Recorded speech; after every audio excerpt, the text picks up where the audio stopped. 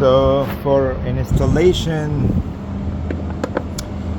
it's better for you and easy for you. So you see this hose, you can see this hose near to you from behind the engine. So you connected this one, you connect the other little hose first outside, this little hose that connected to the pipe. You connect it outside, then you connect to the other side over here and push it down, and then you raise up the car and connect the plug, and see if I connect the plug from here also.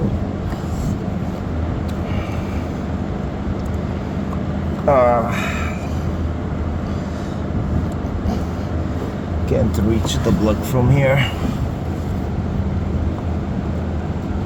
See now. Yeah.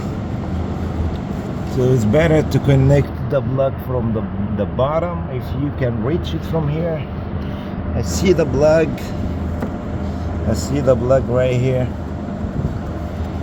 But I will connect it from the bottom.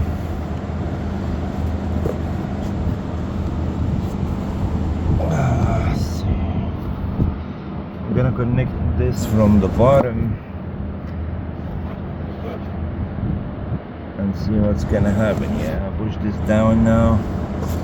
Now it's easy to connect this one and the plug together.